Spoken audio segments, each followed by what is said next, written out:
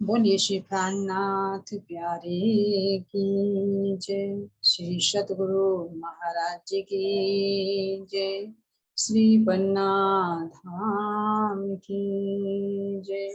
सर्व सुंदर साथ की जय। बंदो सतगुरु चरण को करो सुप्रेम प्रणाम। अशुभ हरण मंगल करण देव चंद्र जी नाम। श्री प्राणनाथ सतगुरु परम विनय करू प्रणाम।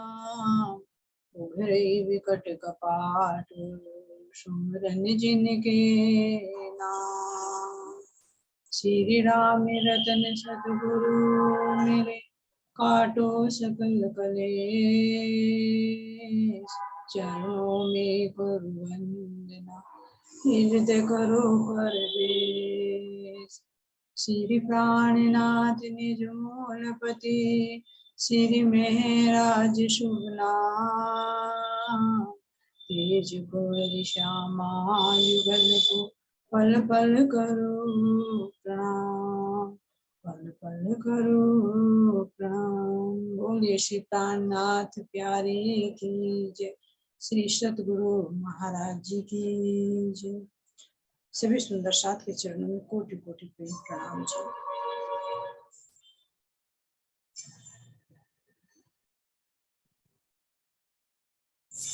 तो सुंदर साथ जी हमारा चल रहा है ये परिक्रमा ग्रंथ का प्रकरण 3 चौपाई आगे हमारी 45 है ना जी जी। 45 का वर्णन कर रहे हैं महाराज जी। क्या कह रही हैं? बट पीपल निकट बन राय सो देखे ना दृष्टा भाई। जो जो देखिए तो शोभाए पहले ते पीछे अधिकाए। पहले ते पीछे अधिकाए। तो सतगुरु महाराज जी कहाँ का वर्णन कर रहे हैं?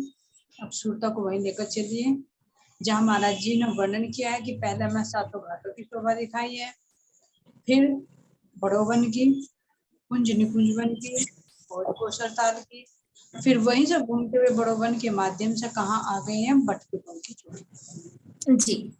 महल के चारों तरफ की वन की शोभा का वर्णन करते हुए कह रहे हैं कि रंग महल से लगती हुई दक्षिण दिशा में बट पीपल की वृक्ष आए हैं जिनकी सुंदरता को भले ही कितना क्यों न देखा जाए। कह रहे ना, बट पीपल निकट मंगराए सो देखे न दृष्टा। चाहे कितनी भी बार देखा जाए तो देख देख कर मन तृप्त नहीं होता। क्यों नहीं होता? क्योंकि जितनी बार देखा जाए उतनी बार नया आनंद। यहाँ पर भी देखिए किसी सुंदर वस्तु को अगर कितनी बार भी देखा जाए, पहले ऊपरी दृष्टि से देखे, फिर और अंदर से देखे और गहराई से देखे, तो उससे रस प्राप्त होना शुरू हो जाता है। इसलिए कह रहे कि जितनी बार भी देखेंगे इतनी बार ये नया आनंद प्राप्त होता है। तो इसलिए कह रहे कि बट पीपल की चोटी को जितनी बार देखो उससे मन तृप्त नहीं होता और इच्छा बढ़ती चली जाती है। ये तो परम धाम की लीला है, परम धाम के स्थान है। इनमें तो जितना भी देखेंगे इतना ही अनंत जी। यहाँ करे नहीं कि अंत। तो इसलिए कह रहे कितना भी क्यों ना देखा जाए किंतु नेत्र तृप्त नहीं होते। उनकी शोभा को जैसे जैसे अधिक ध्यान से देखते हैं वैसे वैसे उनकी शोभा पहले की अपेक्षा बाद में अधिक दिखाई देती है। तो जितनी बार भी देखेंगे, पहले ऊपरी दृष्टि से देखे, फिर और अंदर से देखे, फिर और अंदर से देखे और अंदर से देखे, तो ये तो हमारे परम धाम है जो एक कण के अंदर ही हर बार नयन।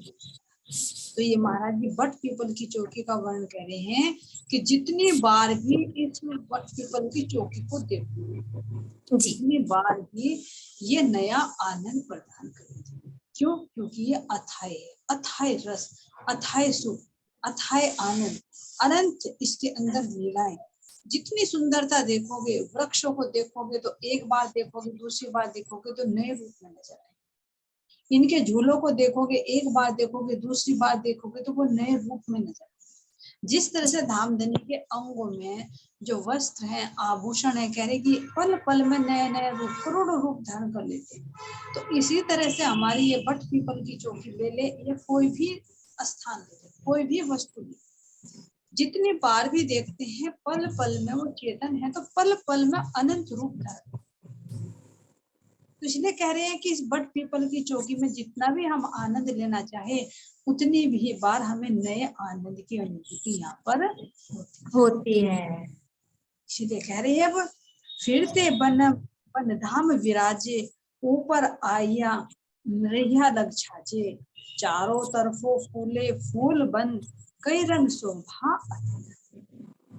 रंग महल के चारों ओर इसी प्रकार अनेक वन विद्यमान। तो वो अपने ध्यान को ही रंग महल के चारों तरफ परिक्रमा में लेकर चले। पूर्व दिशा की तरफ श्री जी ने वर्णन किया है कि देखिए हमारे कितने सुंदर 7 वन, लेकिन रंग महल से लगते हुए हमारे 3 वन, मध्य में अमृत वन है, उसके उत्तर दिशा में देखते हैं तो अनार वन है, और दक्षिण दिशा में देखते हैं तो हमारा जामुन का वन है, जिसकी 2 भूम तीसरी 4। अब इससे दक्षिण की तरफ देखते हैं तो हमारी 4 भूम और 5वीं चांदी की हमारी बट पीपल की चौकी शोभा जी। पश्चिम दिशा की तरफ देखते हैं तो हमारा नूर बाग, और नूर बाग की छत पर हमारा सुंदर फूल बाग शोभा। जो नूर बाग 1 भूम का है, जो हमारे रंग महल के चबूतरे के लिए बनवाया है जी, और 2 भूम ऊपर हमारा फूल बाग है। अब इससे उत्तर दिशा में चलते हैं तो हमारे बड़ो वन आया है, कहाँ पर? लाल चबूतरे के 40 जी, और 10 हांस हमारे बचते हैं, तो उन 10 हांसों में हमारा ताड़वन शोभायमान है, जिसमें हमारी सुंदर सी एक खड़ोगली भी शोभा। तो इस तरह से यहाँ पर अलग अलग वनों की शोभा आई है, जो हमारे रंग महल को घेर कर विराजमान। तो इनमें अलग अलग तरह की हम लीलाएं करते हैं। तो इसलिए कह रहे हैं कि रंग महल के चारों इसी प्रकार अनेकों वन, इनकी डालियां रंग महल की प्रथम भूमिका के झरोखों और ऊपर की भूमिकाओं के छज्जों से आकर इस प्रकार रंग महल के चारों ओर के इन वनों में अनेक रंगों के सुंदर सुंदर फूल खिले हुए हैं, जिनकी शोभा अपरंपार। अब सुंदरता से वही पकड़ कीजिए, कह रहे हैं कि इनकी जो वृक्षों की डालियां इनसे लगी हुई हैं, झरोकों से लगी, और दूसरी भूमि पे किससे लगी हुई है? छज्जों से लगी, छज्जों से। तो अब ये कह रहे हैं कि पहले ही देखिए कि जो हमारे रंग महल के लगते हुए वृक्ष हैं, जो हमारे यहाँ पर ये वन आए हैं, 3 वन आए हैं, और हमारे यहाँ ही बट पीपल की चौकी जी। तो इनके जो प्रथम वृक्ष है, वृक्षों की प्रथम हार है, जो हमारे चबूतरे से लगते हुए हैं, पिठुआ से लगते जी। तो ये 122 हाथ ऊंचे, और हमारे जो रंग महल है, रंग महल के जो झरोके हैं, वे 22 हाथ की ऊंचाई पर आए। तो एक भूम तो हमारा हुआ चबूतरे का जी, और 22 हाथ की ऊंची हुई हमारी सीढ़ी। तो इस तरह से हमारे 122 हाथ के आकर छज्जों से इन वृक्षों की सीढ़ियां लगी हुई, डालियां लगी। तो जो हमारे झरोके हैं, इन झरोकों में क्या है? यहाँ पर कठेरे नहीं है, क्योंकि वृक्षों से इन्होंने मिलान किया। तुम इन झरोकों से वृक्षों में आ सकते हैं, और वृक्षों से हम झरोकों के माध्यम से अंदर रंग महल में प्रवेश कर सकते हैं जी। तो जो प्रथम भूमिका की शोभा आई है, ये तो हमारे किससे लगी हुई है? झरोकों से लगी हुई है। लेकिन अब जो दूसरी भूमि के चलते हैं, तो दूसरी भूमि हमारी 78 हाथ ऊंची जी, है ना। अब जो हम देखते हैं, क्यों? क्योंकि 22 हाथ कम हो गई। पहली बॉम्ब जो 22 हाथ ऊंची उठी है, तो दूसरी बॉम्ब के वृक्ष जो 78 हाथ के हैं, तो वे किससे लगे हुए हैं? जो दूसरी बॉम्ब है उसकी छत, और पहली बॉम्ब का कहेंगे छज्जा। तो इसलिए कह रहे कि कुछ वृक्षों की डालियां तो झरोकों से लगी हुई हैं, और कुछ वृक्षों की डालियां यानी पहली बॉम्ब के जो वृक्ष हैं, उनकी डालियां तो हमारे झरोकों से लगी हुई हैं, जो 122 हाथ की ऊंचाई पर हैं, और जो हमारे दूसरे वृक्ष आए दूसरी भूमि के, उनकी डालियां हमारी दूसरी यानी पहली भूमि के छिलके से लगी। जी जी जी। तो ऐसे शोभा ये क्या है, ये प्रथम भूमि के वृक्ष पे ही शोभा है, जो प्रथम कतार आई है पिठोर से। और जो बाकी वृक्ष आए हैं वे फिर 100 हाथ के ही आए हैं, फिर उन पहली भूमि से 22 सीढ़ियां नीचे उतर जी जी शोभा कर रही है। तो कह रहे हैं लेकिन अब पीछे पश्चिम की तरफ चलते हैं, तो वहां पर हमारे जड़ों के कितने आई हैं, 3 हाथ की। जी जी। तो वहां किससे लगते हैं, हमारे वृक्षों से आकर लग जाते हैं। जब हम वहां बैठते हैं तो जो फव्वारे उठते हैं, फव्वारों की बूंदे हमारे ऊपर आ गिरती है। और जो इधर लाल चबूतरे की तरफ आते हैं, तो इधर तो हमारे जड़ों के ही नहीं है, इधर तो हमारे सुंदर दरवाजे ही बन गए हैं, क्योंकि लाल चबूतरा ही एक बड़ा झरोखा बन गया। जी जी जी है ना। तो इस तरह से ये चारों तरफ की शोभा है।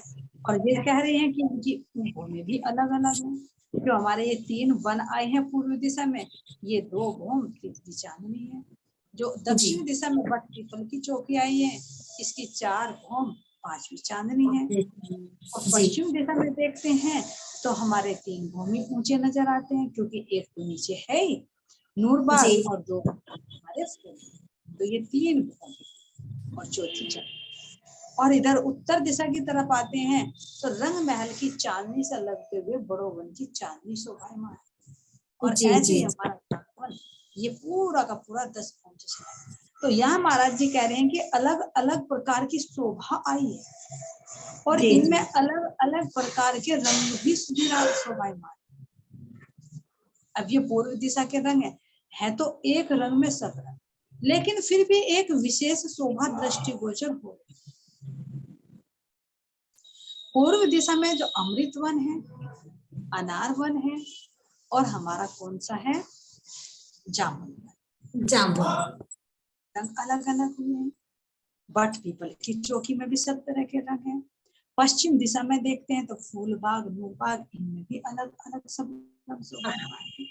और बड़ो वन में जो बड़ो वन को देखते हैं तो बड़ो वन के तो सीधे तने चले गए हैं, जो ऊपर 10 भूम ऊपर जाकर सीधा छतरी मंडल जाता है।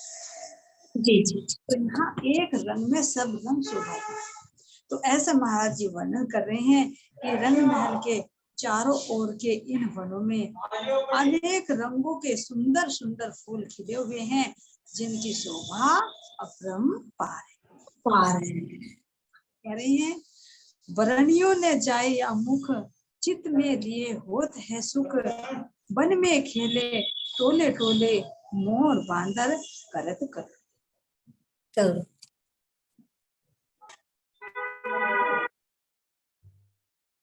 ना। तो महाराज जी यहाँ पर क्या वर्णन कर रहे हैं जी, कि इस अलौकिक शोभा का वर्णन इस मुख से हो पाना संभव ही नहीं। चितवनी द्वारा इसे अपने हृदय मंदिर में बसा लेने पर अद्वितीय सुख का अनुभव। बंदर और मोर जैसे पशु पक्षी वन में झुंड बना बनाकर तरह के करते हैं और प्रेममयी लीलाओं में मग्न। ये तो वनों का वर्णन महाराज जी ने किया है, और वनों के अंदर हम करते हैं, इन वनों के रंगों की शोभा का वर्णन करते हैं। तो अब श्री जी कह रहे हैं कि इन वनों में जो तरह तरह की पशु पक्षी उनकी शोभा को भी हर एक रंगों से सुशोभित पशु पक्षी है। बंदर है, क्या कह रही है कि वन में टोले टोले मोर बांदर, तो सुंदर मोर कितने रंग बिरंगे, चाहे तो सफेद रंग के मोर को देखे, चाहे तुम लाल रंग के, चाहे पीले रंग के, चाहे हरे रंग के, चाहे सब रंगों से। तो उस मोर के भी अगर नख से और सिख तक तुम सुंदर शोभा को देखो, तो उसके ऊपर भी अनेक तरह के रंगों की चित्रकारी, उसके भी रोम रोम में वो बहता हुआ इश्क साक्षात उसके अंदर भी धामधनी की शोभा नजर। क्यों? क्योंकि है ही धामधनी की चेतना, है ही धामधनी ने एक सुंदर रूप धारण किया, चाहे बंदर के रूप में है और चाहे वो मोर। तो मोर किस तरह से मीठी मीठी ध्वनि से बोल बोल कर, नृत्य कर कर कर यहाँ इन वनों में और सुंदर आनंद की बढ़ोतरी। एक तो खुद ही ये वृक्ष कैसे है, चेतन है, ये हम सबको आनंद प्रदान करते हैं। और दूसरे इसके इनके अंदर पशु पक्षी जब मीठी मीठी तान लेकर धान धनी का गुणगान करते हैं, अनेक तरह की रामजी करते हैं, हमारी साथ में लीलाएं करते हैं। क्यों? क्योंकि यहाँ पर कोई भेदभाव नहीं है।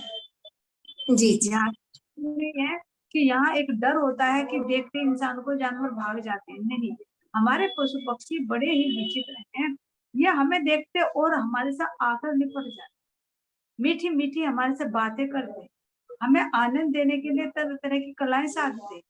मोर आकर अपनी मीठी मीठी ध्वनि से धाम धनी का गुणगान करते हुए ऐसे करता है। बंदर है, कह रहे हैं कि बंदर भी अनेक तरह के खेल तमाशे करता है, कभी नृत्य करके, कभी उछल कूद कर, कभी गायन करके, कभी आगे पीछे को मटक कर, कभी अलग अलग तरह के भेष बनाकर, कभी डालियों पर झूल कर, लटक कर, कभी डालियों को ले लेकर, फलों को ले लेकर एक दूसरे को चिढ़ाते। तो इस तरह से यहाँ इन वनों में अनेक तरह की भ्रांति कर करके हम धनी को और हम आत्माओं को जी क्यों? क्योंकि आनंद लेते और आनंद देते, इनसे यहाँ आनंद बढ़ता है। अद्वैत जी द्वैत जी नहीं कि यहाँ बंदर को देख कर दूसरा जानवर डर कर भाग जाएगा। यहाँ तो सब एक दूसरे को देखकर तो और एक दूसरे की तरफ को आकर्षित होते हैं, क्योंकि जी क्या होता है यहाँ पर आनंद बढ़ती है। तो इस बट पीपल की चौकी में जब हम सब सखियां क्या करते हैं, झूला झूलते हैं।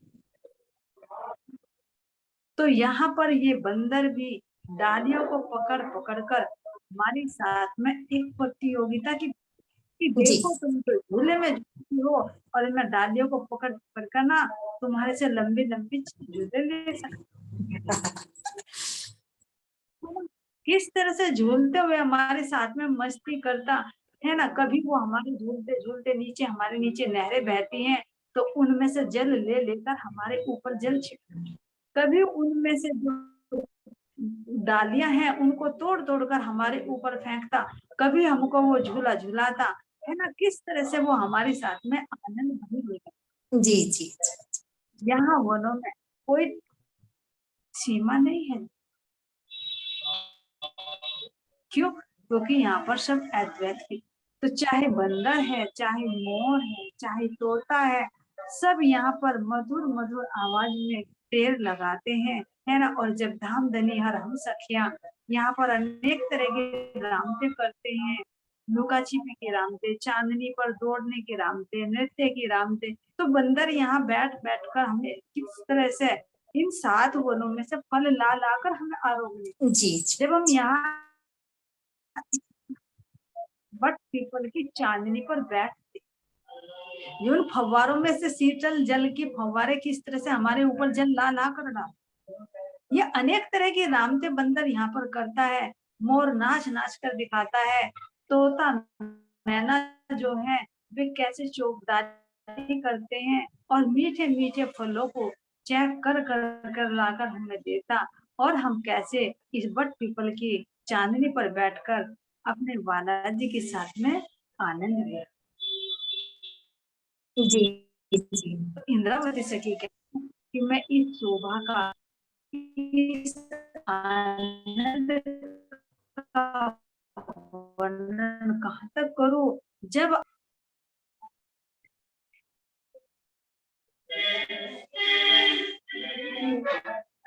इस मुख से वर्णन नहीं हो सकता। चित्त में लिए हो है सुख। जब तुम चित्त में कर अपनी चित्त वृत्ति से इस आनंद में विहार करोगे, यहाँ की लीला को देखोगे, यहाँ के वनों की सुंदरता को देखोगे, अपने सुंदर स्वरूप से, अपनी आत्मा के स्वरूप से यहाँ पर रमन करोगे, तो तभी इस सुख का तुम अनुभव प्राप्त कर सकते हो। बोले मोर